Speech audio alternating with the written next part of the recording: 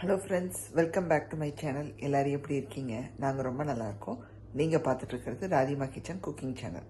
First டைமாக பார்க்குறீங்கன்னா என்னோடய சேனலை சப்ஸ்கிரைப் பண்ணிக்கோங்க, பெல் ஐக்கானையும் கிளிக் பண்ணிக்கோங்க.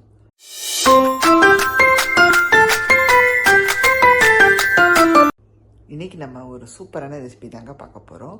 மீனை வச்சு சூப்பரான ஒரு பிரியாணி பண்ண போகிறோங்க. ரொம்ப ரொம்ப அட்டகாசமாக இருக்க போது. வாங்க எப்படி பண்ணலான்னு பார்த்துடலாம்.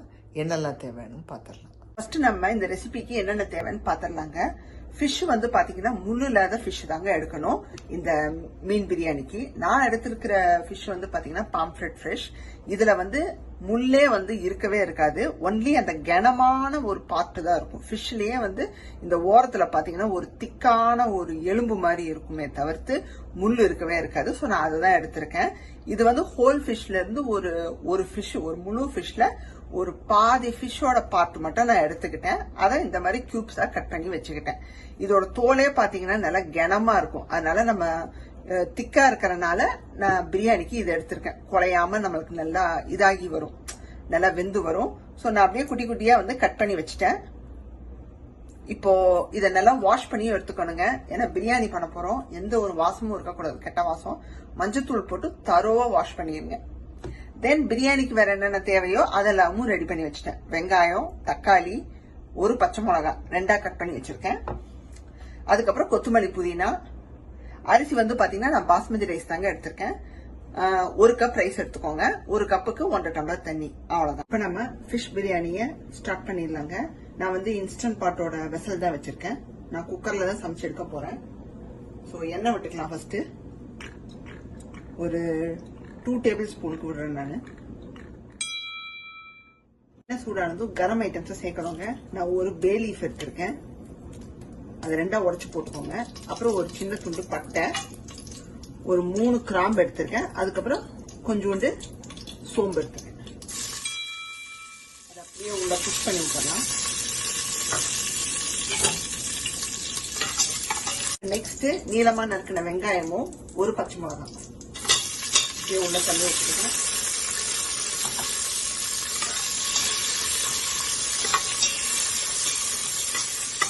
வெங்காயம் நல்லா வதங்கட்டும். நமக்கு வந்து பாத்தீங்கன்னா வெங்காயம் வதங்கிட்டு இருக்கு. இந்த சமயத்துல இஞ்சி பூண்டு பேஸ்ட் சேர்த்துக்கலாங்க. நான் வந்து ஒரு 1/2 டீஸ்பூன் சேர்க்கிறேன். நான் ஃபிஷ்ங்கிறதுனால ரொம்ப சேர்க்கல, லைட்டா ஒரு 1/2 டீஸ்பூன் போதும்னு நினைக்கிறேன். வெங்காயம் நல்லா வதங்கிடுச்சுங்க. இஞ்சி பூண்டோட வாசமும் போயிடுச்சு. இப்ப கொத்தமல்லி, புதினாவை சேர்த்துடலாங்க.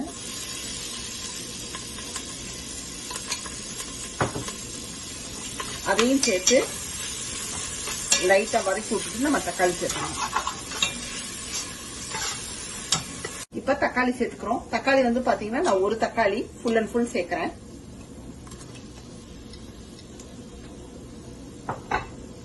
நல்லா பொடியா நறுக்கி இருக்கேன். ஸோ தட் நமக்கு சீக்கிரமா வதங்கி வந்துடும். அந்த இஞ்சி பூண்டெல்லாம் லைட்டா ஒட்டின மாதிரி தான் இருக்கும். லைட்டா அப்படி எடுத்து விட்டுருங்க. எப்படி நம்ம வந்து தண்ணியெல்லாம் ஊற்றி இது பண்ணும்போது அது வந்துடும். மசாலா பொடியெல்லாம் சேர்த்துக்கலாங்க. தக்காளி எல்லாம் நல்லா வதங்கிடுச்சு. ஃபர்ஸ்ட் மஞ்சத்தூள் சேர்த்துக்கிறோம், நல்லா ஒரு 1/2 டீஸ்பூனுக்கு. அப்புறம் கரம் மசாலா தூள் ஒரு 1/2 டீஸ்பூன். அப்புறம் மிளகாய் தூள் உங்க காரத்துக்கு ஏற்ப. நான் ஒரு பச்சை மிளகாய் சேர்த்திருக்கேன். ஸோ பார்த்துட்டு அதுக்கான அளவு தான் நான் சேர்க்க போறேன். ரொம்ப ஸ்பைசியா இருந்தா சாப்பிட முடியாது. காரம் கம்மியா இருந்தா டேஸ்டா இருக்கும். போட்டு நல்லா கலந்து விட்டுறலாம் மசாலாவை. மசாலா பொடி சேர்த்ததுக்கு அப்புறம் தயிர் சேர்த்துக்கிறோங்க. இல்லை நான் 1 ஸ்பூனுக்கு எடுத்து வச்சிருக்கேன். இப்படியே சேர்த்துடலாம். இல்லை திக்கான தயிர் தான். தயிரை சேர்த்து நல்லா பரட்டி விட்டுறலாம். தயிரை போட்டு கலந்து விட்டதுக்கு அப்புறம் ஃபிஷ்ஷை சேர்த்துக்கலாங்க. நல்லா ஒரு வாட்டி அலாசிட்டு சேர்த்துருங்க. சேர்த்துட்டு நல்லா கலந்து விட்டுறோம் உடையாதபடி. அந்த மசாலால நல்லா பரட்டி விட்டுறோம். இப்ப வந்து பாத்தீங்கன்னா நம்ம ஃபிஷ்ஷை போட்டு அந்த தயிர் அந்த மசாலாவோட நல்லா கலந்து விட்டாச்சு. இப்போ அடுத்தா நம்ம சேர்க்கக்கூடியது தண்ணிங்க. தண்ணியும் உப்பும் சேர்த்துட்டு இன்ஸ்டன்ட் பாட்டில் வச்சு ஆன் பண்ணி விட்டுற வேண்டியதான். ஃபர்ஸ்ட் உப்பு சேர்த்துடலாங்க. நீங்க எடுத்திருக்கிற அந்த ரைஸுக்கான அளவு உப்பு சேர்த்துக்கோங்க. ஏன்னா ஒரு பிஞ்ச் உப்பு வந்து கொஞ்சம் உரப்பா தான் தெரியணும். அப்பதான் வந்து நமக்கு சாப்பிடும்போது நல்லா அந்த ரைஸ்ல போய் எல்லாம் சேரும். இது கூடயே வந்து தண்ணி சேர்த்துக்கிறோம். 1க்கு 1.5 கப்புங்க, அந்த மாதிரி சேர்த்துக்கோங்க. நான் ஆல்ரெடி அளந்து வச்சிருந்தேன், அப்படியே ஊத்திட்டேன். இப்போ வந்து பாத்தீங்கன்னா அரிசியை நான் போடுறதுக்கு முன்னாடி அந்த தண்ணியை குடிச்சு பார்த்தேன். உப்பு காரம் எல்லாம் பெர்ஃபெக்டா இருக்கு, டேஸ்டா இருக்கு. இப்ப அரிசியை உள்ள சேர்த்துட்டு இன்ஸ்டன்ட் பாட்டில் வச்சு ஆன் பண்ணி விட்டுறலாங்க.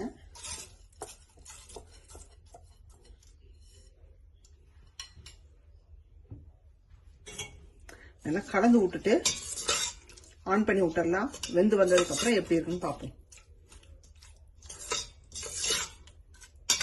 ரைஸ் உடையாதபடி கிளறி விடுங்க. அண்ட் ஃபிஷ்ஷும் உடையக்கூடாது. நம்மளுடைய ஃபிஷ் பிரியாணி சூப்பரா ரெடி ஆயிடுச்சுங்க. அருமையா வந்திருக்கு. இது நான் பண்றது ஃபர்ஸ்ட் டைம்ங்க. ஆனால் டேஸ்ட் வந்து சூப்பரா இருக்கு. ஃபிஷ்ஷும் பாத்தீங்கன்னா உடையவே இல்லை. நம்ம கட் பண்ணி தானே போட்டோம் பாருங்க.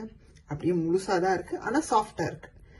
நம்மளா கையை வச்சு இது பண்ணாதான் உடையும் தவிர அதுவா வந்து உடையவே இல்லை. ஸோ நல்லா வெந்து வந்திருக்கு. டேஸ்ட் பார்த்தேங்க, சூப்பரா இருக்கு. ஸோ நீங்களும் பண்ணது கிடையாதுன்னா கண்டிப்பா பண்ணி பாருங்க. இன்னைக்கான ரெசிபி பார்த்துருப்பீங்க. ஃபிஷ் பிரியாணி எவ்வளோ சூப்பராக பண்ணிட்டோன்னு. இதே போல நீங்களும் வீட்டில் பண்ணி பாருங்க. பண்ணி பார்த்துட்டு எப்படி வந்துச்சுன்னு கமெண்ட்ஸ்ல போடுங்க. இன்னைக்கான வீடியோ பார்த்துருப்பீங்க. கண்டிப்பாக உங்களுக்கு எல்லாம் பிடிச்சிருக்குன்னு நான் நம்புறேங்க. பிடிச்சிருந்தா என்னோட ரெசிபியை பண்ணி பார்த்துட்டு கமெண்ட்ஸ் போடுங்க எப்படி வந்திருக்குன்னு. அது மட்டும் இல்லாமல் என்னோட சேனலை பார்த்துட்டு இருக்கீங்கன்னா நான் போடுற வீடியோஸ் எல்லாம் உங்களுக்கு பிடிச்சிருந்தா மறக்காம ராதிமா கிச்சனை லைக், ஷேர் அண்ட் சப்ஸ்கிரைப் பண்ணிடுங்க. பெல் ஐக்கானையும் கிளிக் பண்ணிடுங்க. உங்களுக்கு வேறொரு வீடியோவில் சந்திக்கிறேன். Bye, see you soon.